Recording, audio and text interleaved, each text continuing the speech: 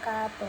Alhamdulillahirabbil alamin. Assalatu wassalamu ala asyrafil anbiya'i wal mursalin wa ala alihi wa sahbihi rasulillahi ajma'in. Amma ba'du. Segala puji bagi Allah yang telah melimpahkan rahmat dan karunia-Nya sehingga saya dapat diberikan kesempatan untuk menyampaikan tugas video ini. Salawat dan salam tidak lupa-lupanya kita hadiahkan kepada Nabi kita, yakni Nabi Muhammad SAW, yang berlafazkan doa Allahumma sholli ala Muhammad wa ala ali Muhammad. Adapun dalam tugas video ini saya akan membahas topik tentang tafsiran surah Al-Anfal ayat 125 sampai 128.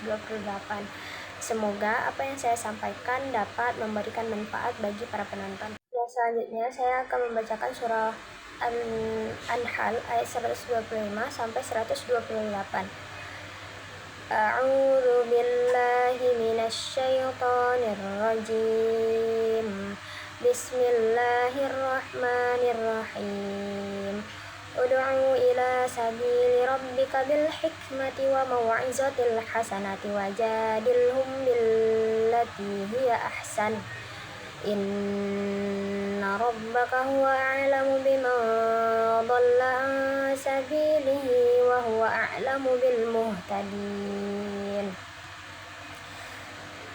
Wa in 'aqabtum fa'aqibu bimithli ma 'uqibtum bih wa la in sabartum wa lahuwa khairul lis-sabirin. Wasbir wa ma sabaruka illa billahi wa la tahzan 'alaihim wa la taku fi dayqin mimma yamkurun. Innallaha ma'al ladzina taqaw wal ladzina hum muhsinun. Shadaqallahul azim. Selanjutnya terjemahan surah Al-Anfal ayat 125 sampai 128. Serulah manusia kepada jalan Tuhanmu dengan hikmah dan pengajaran yang baik, dan berdebatlah dengan mereka dengan cara yang baik. Sesungguhnya Tuhanmu, dialah yang lebih mengetahui siapa yang sesat di jalannya, dan dialah yang lebih mengetahui siapa yang mendapatkan petunjuk. Dan jika kamu membalas, maka balaslah dengan balasan yang sama dengan siksaan yang ditimpakan kepadamu. Tetapi jika kamu bersabar, sesungguhnya itulah yang lebih baik bagi orang-orang yang sabar. Dan bersabarlah Muhammad, dan kesabaran itu semata-mata dengan pertolongan Allah, dan janganlah engkau bersedih hati terhadap kekafiran mereka, dan jangan pula bersempit dada terhadap tipu daya yang mereka rencanakan. Sungguh Allah berserta orang-orang yang bertakwa dan orang-orang yang berbuat kebaikan.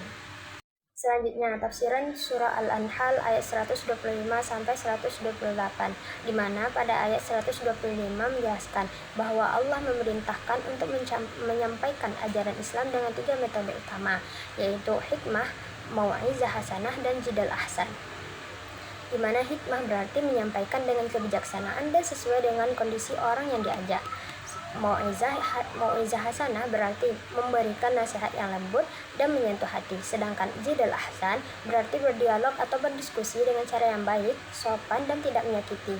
Ayat ini juga menegaskan bahwa pendidikan dan dakwah harus dilakukan secara bijak, santun, dan komunikatif. Pada ayat 126 ini menjelaskan bahwa Islam membolehkan membalas perlakuan buruk secara setimpal sebagai bentuk keadilan.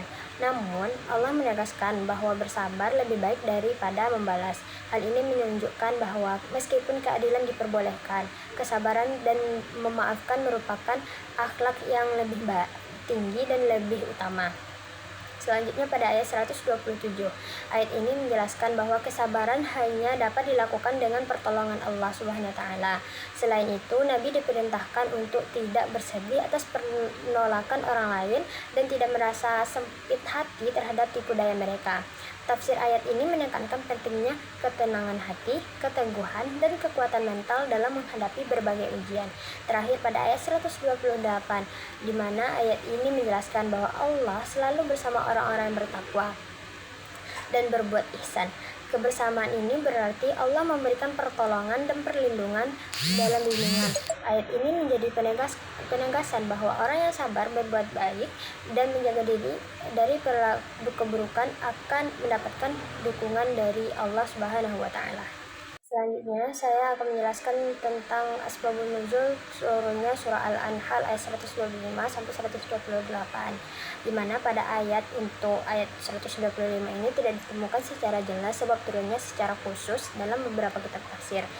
Namun pada ayat 126 memiliki latar belakang peristiwa, yaitu ketika gugurnya Hamzah bin Abdul Muthalib dalam perang Uhud. Saat itu jasad beliau diperlakukan dengan sangat kejam oleh musuh. Peristiwa ini membuat Rasulullah sangat sedih dan sempat ingin membalas perlakuan tersebut. Kemudian turunlah ayat ini yang membolehkan membalas secara setimpal, tetapi sekaligus menegaskan bahwa bersabar adalah pilihan yang lebih baik. Ayat ini menjadi pengendali emosi dan arahan agar tetap menjaga akhlak. Selanjutnya pada ayat 127 dan 128 itu turun sebagai penguatan lanjutan yang memerintahkan Nabi untuk tetap bersabar, tidak larut dalam kesedihan, serta memberikan kabar bahwa Allah bersama orang-orang yang bertakwa dan berbuat baik. Nah, selanjutnya saya akan menjelaskan tentang poin-poin pendidikan karakter yang terdapat dalam surah Al-Anfal ayat 125 sampai 128, di mana pada poin pertama itu ada nilai tauhid atau religius yang mengajarkan bahwa tujuan hidup adalah menuju jalan Allah dan bergantung kepadanya. Yang kedua yaitu nilai kebijaksanaan atau hikmah, di mana mendidik untuk berpikir bijak, tidak tergesa-gesa, dan mampu menyesuaikan cara dalam bertindak. Yang ketiga itu nilai komunikasi yang baik, mengajarkan berbicara dengan santun, lembut, dan tidak menyakiti orang lain. Selanjutnya, nilai dialogis dan berpikir kritis, yang mendorong untuk berdiskusi dengan baik, menghargai pendapat, dan berpikir secara logis. Yang kelima itu nilai keadilan, yang mengajarkan untuk bersikap adil, tidak berlebihan dalam menghukum ataupun dalam membalas. Yang keenam itu nilai kesabaran, yaitu melatih ketahanan diri, tidak mudah marah, dan mampu menahan emosi.